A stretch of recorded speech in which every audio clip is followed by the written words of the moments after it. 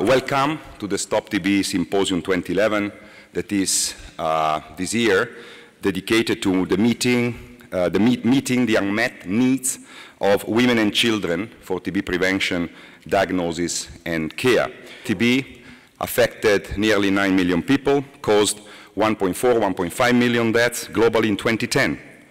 These numbers include 500,000 women and 200,000 of them also with tuberculosis linked to HIV. And it includes up to 100,000 children.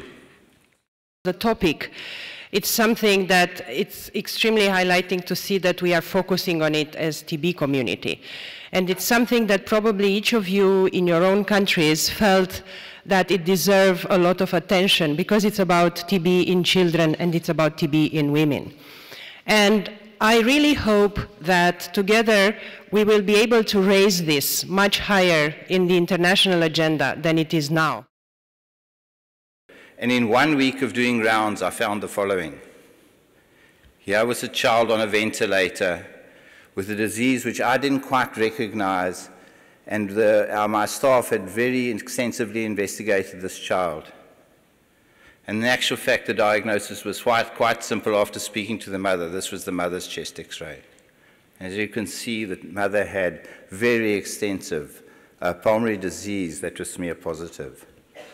And this is a recon of a CT scan of that child on the ventilator, and you can see the extensive disease and the large glands that this child was suffering from. This child had also smear-positive TB. So the question then was raised, are we doing enough for pregnant mothers and their babies to prevent, diagnose, and treat their TB? That people have been concerned about this matter for quite a long time, and here's a very nice editorial written by Lynn Moffison, pointing out the fact that HIV disease, Mycobacterium tuberculosis, and pregnancy is a deadly combination.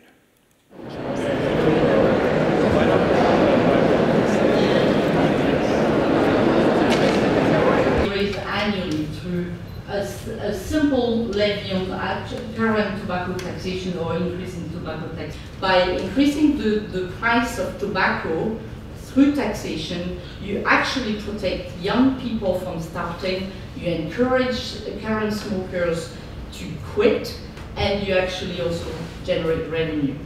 That diabetes increases the risk of tuberculosis by a factor of 3 times. That means that diabetes patients have a 3 times increased chance of getting tuberculosis compared with normal people. Now we do have effective medicines, so you might ask, well, why are people still suffering and not being diagnosed and not being treated, even if there are effective medicines? One of the major barriers is the cost of medicines. And another major barrier is the fact that medicines are not actually available in the country, or if they're in the country, they don't go to health care services where the patients would come with their cough. In our countries, usually the systems do not really work. It is dependent on the leaders' prerogative and priorities. So how are you going to partner with the political leadership? It's very important, that this is not one-man show. Non-governmental organizations such and NGOs such as the union, as well as policymakers and governments. And it's a partnership type of work. Thank you.